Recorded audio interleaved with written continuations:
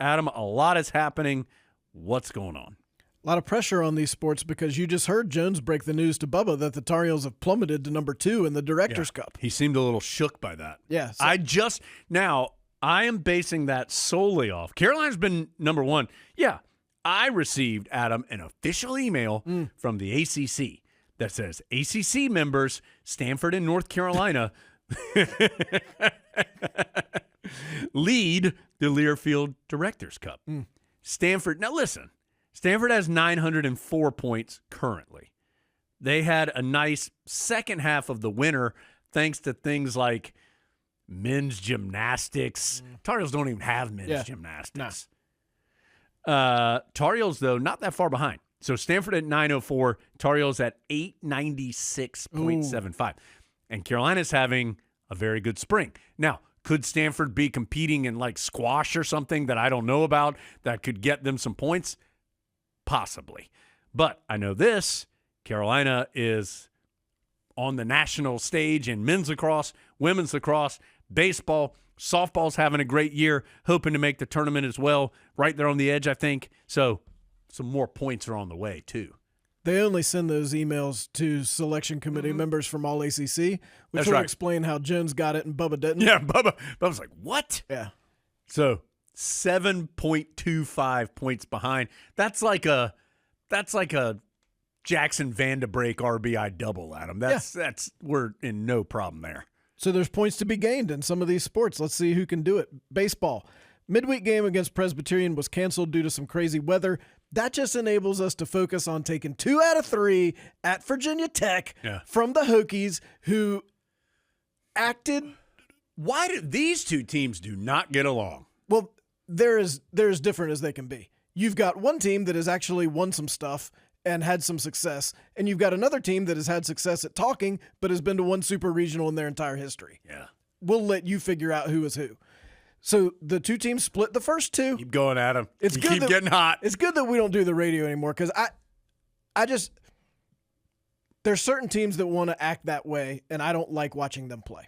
So the two teams split the first 2. There were some fireworks in the second game. You mean I shouldn't do a little skip-de-doo every time I hit a home run, Adam? Have you never hit a home run before? Are you 8 and it's your first one ever? If so, knock yourself out. Then the deciding game on Sunday, Virginia Tech used 11 pitchers. Carolina used 2, and they were dealing. 11 pitchers. Now, Adam, you know baseball better than me.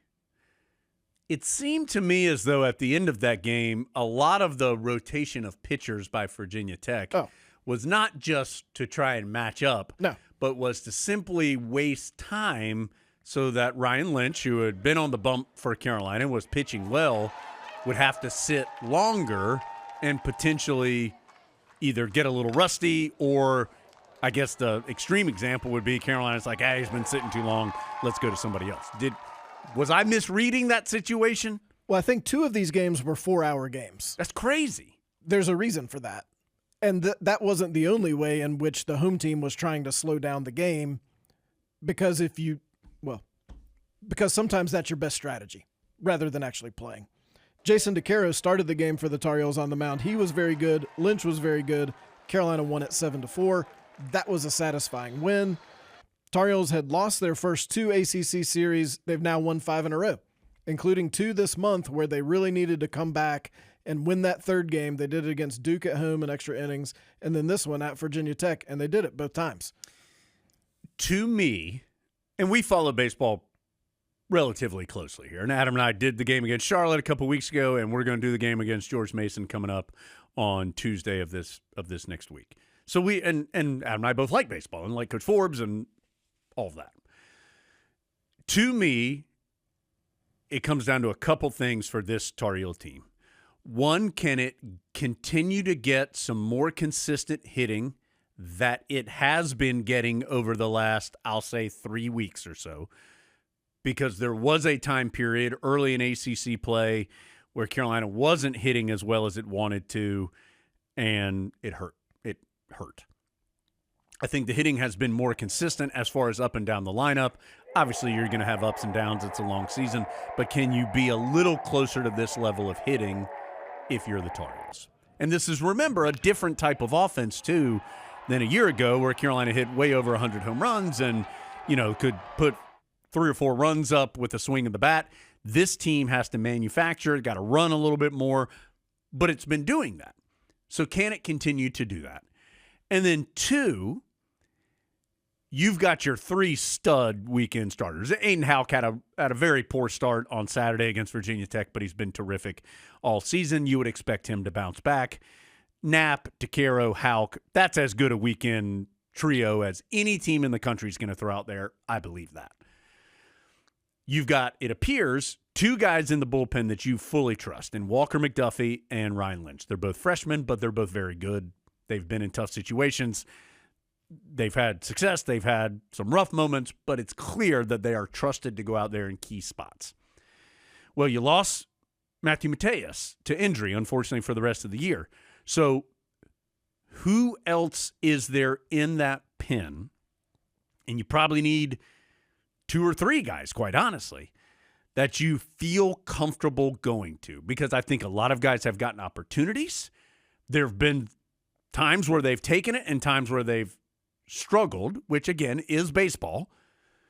But which one of those guys can earn the trust to be given the ball in tough spots and also be allowed to stay out there through some trouble, right? Because I think McDuffie and Lynch have been given that honor of, maybe you gave up a home run, maybe you didn't, but we know that you're going to get it back. Who else from that other group of pitchers can earn that trust and not only get the ball, but also be trusted to work through some trouble if they get in it? And the Tar Heels are going to have to prove they can do that against elite hitting and elite pitching, because eventually it will come down to that. They're going to play teams that are better than Virginia Tech. No offense to the Hokies. Carolina's got 2 series left against teams that are ahead of them in the ACC standings, at Florida State and then NC State at home. Tar Heels are currently 5th in the league and ranked number 8 in the country. So that's how good the ACC is. Well, and there's been a wide disparity in the amount of games played in the league as well. Carolina's played 3 more games than a lot of the teams they're competing against because the Heels still have a weekend off due to exams upcoming. Now, there was also the incredibly tragic situation in Tallahassee last week where there was a shooter on the campus of Florida State, and unfortunately there were lives lost and injuries, and so they made the right decision of not playing the baseball series. But from a pure baseball standpoint, now you've got Florida State, who is one of those teams that's ahead of Carolina. Virginia was the opponent. They're a little bit below Carolina, and quite honestly, they needed those games. But so I think now Florida State's played 6 fewer games than the Tar Heels have. Plus, you've already got a massive conference where not everybody's playing everybody. So the conference standings, I think, will, as we've seen in other sports, are going to continue to be valued less as things go on. Now, of course, they still have to be valued for the tournament and the conference tournament and the seeding and all that. But I wouldn't look at it and go, the Tar Heels are 5th in the ACC and be worried about that. It's just kind of how it is right now. There was a story, I think, on D1 Baseball this week that was actually about the SEC, but they were talking about how, wait a second, the SEC teams don't play everyone. We should look at that when we're evaluating the league standings because some teams aren't playing equal schedules within the league. Yeah, we've been saying that in several sports, and it includes baseball now. Carolina's at Pitt this weekend. It's scheduled for Friday to Sunday, 6 o'clock tonight, 3 o'clock tomorrow, 1 o'clock Sunday. Surprisingly, the weather is a little up in the air in Pittsburgh on Friday, so that could change. We'll see. Tar Heels are 31-9 overall, 13-8 in the league. Pitt is not one of the better teams in the league currently, so you would hope this is a situation where you do get to play all 3 games and hopefully win at least 2. I mean, the RPI is incredibly important in college baseball. The Tar Heels are entering this as of today, because I looked at it before Adam and I started recording. The Tar Heels were 7th in the RPI. That's a great number. Pitt has had a very difficult season, so this is not. You are on the road, which helps with the RPI, but you got to win. You got to win these games. At minimum, you got to win the series. You'd love to be able to sweep it if you could. Although that is, I mean, I think it's hard to go into a baseball weekend and say we are going to sweep. It's hard to do. But you got to be successful this weekend. Then you've got State and Florida State to finish things up, and those will be massive as far as – I mean, Carolina, barring an absolute collapse, is going to be in the tournament. Even with a collapse, they might be in the tournament. They are – if it was today, they would certainly be a postseason host and would be knocking on the door of the top 8, which gets you a host in both the regional and the super regional round. But there's still a lot of time and games for that movement to occur, but the Heels have positioned themselves very well. It's astounding how at this time of year when people start paying attention to baseball, you realize how few people understand that baseball is not an undefeated sport. Oh, yeah. Like it's not a sweep sport and it's not an undefeated sport, and you're going to lose on some Tuesdays and you're going to lose a game on the weekend that you're better than that team, but you lose because you lose a third of the time if you're incredibly good. You still lose a third of the time. Yeah, I remember when Adam and I called the games, I mean, there were some great Tar Heel teams that lost to like UNCG or Campbell, and that's not to bring those programs down, but Carolina was better than those teams and better than those programs. But it's baseball, and that's going to happen. And so, again, I think it's realistic to go into a weekend like this weekend for Carolina and say, you need to win this series. I think it's unrealistic to say you have to go sweep, although certainly the Tar Heels would like to do that. You know what is an undefeated sport, at least in the regular season? You and me podding? Yeah, well, that. And also women's lax. Yeah, oh yeah. Because the Tar Heels finished up their undefeated regular season with a big win over Duke. They beat Virginia Tech 19-9 in the ACC tournament quarterfinals. That was on Wednesday. Today they will face Clemson at 5 o'clock. That's the ACC tournament semifinals. Tar Heels won the earlier matchup 18-5 against the Tigers. Who's in the other side? It's BC and somebody. BC and somebody was who was in it when I looked. I'll take a look. In the game against Virginia Tech, our friend Ashley Humphrey had 4 goals and 4 assists. Carolina now 35-0 against Virginia Tech all time. Dang. It's pretty good. That reminds me that Tar Heel baseball 17-2 against Virginia Tech all time in series outcomes. That's pretty good too. The championship match, if Carolina wins today, would be Sunday at noon, and that could be a big showdown between the Tar Heels and Boston College. Of course, we know the Eagles are playing Stanford. Yep, in the other semifinal today. Speaking of Sunday, Adam. Right? Guess what I'm going to do on Sunday? Moderate a press conference. Well, close.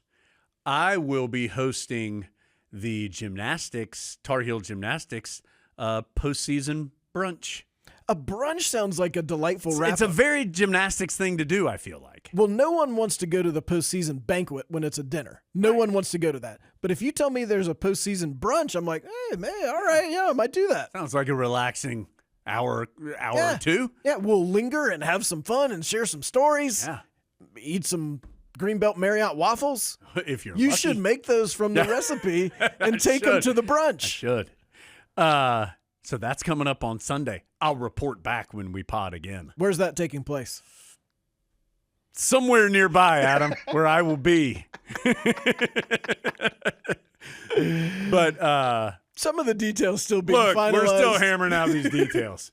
But I will be there, and I'm excited for it. And I will give JoJo a high five when I see him. Yeah, that's right. You should also give our friend Kat Rodriguez a high five when you see her. Softball got a big win in the midweek. They beat Norfolk State 12-1. Kat Rodriguez had her 79th and 80th RBI of the season. That gives her the second most RBI in a season in ACC history. Wow. ACC history. What a dramatic weekend softball had last weekend, Adam. Beat NC State 2 out of 3. The clinching win was a walk-off homer from Shelby Barbie. I watched Shelby Barbie. I was trying to do Australian, and I came out a little Irish. Look, I've been hanging out with the Lord Mayor. What it's do you want all from coming me? up Irish. I watched this. You remember when Kat Rodriguez told us that they had a surprise in Trumpet the guy, right? 5th inning? It's Trumpet Guy, Yeah. who is the dad of one of the players. Yeah. We had a little incident in one of these games. I think it was Saturday. Trumpet Guy decided to go with an accessory, and he had someone shoot off a confetti cannon when he was playing his trumpet. Here's the problem with confetti at an outdoor venue. blows around. Wind blew it on the field. So both teams had to come on the field and get up the confetti before the game could continue, which I was trying to imagine, like, if my son was playing in a game and number one, I decided to play a trumpet while wearing a vest with no shirt underneath and then have someone shoot off a confetti cannon, which then the confetti delayed the game, he would probably legally emancipate himself from me. But in softball, it's like, that's funny. What if Roy Williams was the head coach and that happened? Oh, my gosh. Can you imagine? What if Bill Belichick was the head coach and that happened? So both teams went on the field and helped clean up the confetti, and everyone just kind of acted like it was delightful. Does he play? Okay. This is a puzzle that has been slowly being put together. So, as Adam said, Cat Rodriguez mentioned it a couple weeks ago. Right. Then I've started to see it on social. Does he do the trumpet, the Mets guy trumpet song? Yes, that song? That song. Okay. But he's not, I don't think he's playing it. Like, it is a real trumpet. It's just a trumpet. It's just a trumpet. Perlingo. They're playing it over the PA. They're playing the song. And I think he's just sort of miming the song with an actual trumpet. So wait. So he brings a trumpet. Correct. But he doesn't play the trumpet. Well, he could be playing it, but the primary music is coming from the PA. Okay. That is something I was not anticipating, Adam. Well, I think it goes back to what Kat told us, which is how fun softball games are. Like, we're going hard for the fun at Anderson Stadium. And I do think it's definitely fun right up until your confetti cannon shoots the confetti on the Where field. do you even get a confetti cannon? At your local Party City store. USA? Yeah. Does it even exist anymore? I take it that maybe they're on good terms with the security personnel as you come in who are examining the things you're bringing in. And they're Just like, my confetti cannon, guys. oh, okay, proceed. Yeah. Whereas I think in a normal scenario, if you try to bring in a confetti cannon, they're probably going to say no. It's my trumpet. It's a prop. Don't worry. I'm not going to play it while anybody's. Have you ever been here in the fifth inning? Oh, I'm sorry, sir. Go ahead. You know where some of these shenanigans would, well, I don't know if they'd be welcome or not. Maybe not like on the 18th green on the U.S. Open or something. Probably not. But that doesn't mean we don't love Pinehurst. Home to the famed Pinehurst #2 and U.S. Open's first anchor site. Make your history in Pinehurst one moment at a time. Adam, this Olympic Sports Update's been going so long that we got a second ad read in the middle of it. That's how intense this has been. Well, we still got a lot of wins to talk about. Softball's at Notre Dame this weekend. They've clinched a spot in the ACC tournament. Women's tennis has clinched their second straight ACC championship. I feel like this kind of happened quietly, Adam. I love this because they struggled earlier in the year, including losing twice to Virginia. And, of course, struggle is a relative term. Oh, yeah. Well, like, they lost a match. Yeah. And everyone was like, oh, my goodness. Well, their opponent in the ACC championship match was the aforementioned Cavaliers, and the Tar Heels took care of business with a 4-0 win. Here's how much they're struggling. They're 23-4 overall, and they've won 16 of their last 17 matches. Thoughts and prayers, Brian Calbus. I hope you're okay. Adam, are they good enough to win the title? I think the thought was kind of, it's a transition. I mean, not like a bad year, but like, the roster's turned over a little bit, and maybe it's Tar Heels are still going to be good, but maybe not quite as good. Are they good enough to win it? Well, you've got some really young players. So you've got Reese Brantmeyer, who was the ACC Championships MVP, well-deserved playing at #1 singles. Then you're trying to bring along some younger players. The Tar Heels have shuffled their singles lineup, Jones. Our friend Carson Tangillig has been playing at #5, which has sort of strengthened the bottom part of your singles, and seems like it's going well. Women's tennis NCAA championships May 15 to 18 in Waco. That's a sport that's gotten a lot deeper too. I mean, there are a lot of really good teams. I think the depth of talent in that sport is better than it was, say, 15 years ago. So there's going to be competition, of course, but man, I'd roll with Brian Calbus and Tar Heel women's tennis anytime. Yes. Men's golf. Kicking. I'd roll with David Ford anytime. Oh, yeah. This was on the air that Bubba said David Ford was going to be his partner. Yeah. Was he joking about that or not? I wasn't sure. I wasn't sure either, but if he is, what a partner to have. The fact that he specified the course made me think it might be happening. Well, here's the thing. Bubba's a really good. That is a duo. They will churn you up and spit you out if you are taking on Bubba and David Ford and the member guest. You will lose. Yeah, I think they're probably going to win that. I would think so. Yeah. What they're also hoping to win the ACC championship. The Tar Heels are the number 2 seed. They're the defending champion. Play begins Thursday in where else would the ACC championships be but Bowling Green, Kentucky? Obviously a hotbed of ACC competition. Florida State's the top seed. The Seminoles are number 9 in the country. Carolina's number 10. So this should be some hot action. 3 rounds of stroke play, and then match play begins Sunday with the championship match on Monday. We've talked about this before. If you make it all the way, it's a lot of golf. So, Adam, no big deal. I vote for the Rammies as well. Just like I voted for the Rammies. I remembered, yeah. This was a tough, male. I mean, a lot of these are hard. Yeah. Male Athlete of the Year was tough. I don't even remember who I voted for, honestly.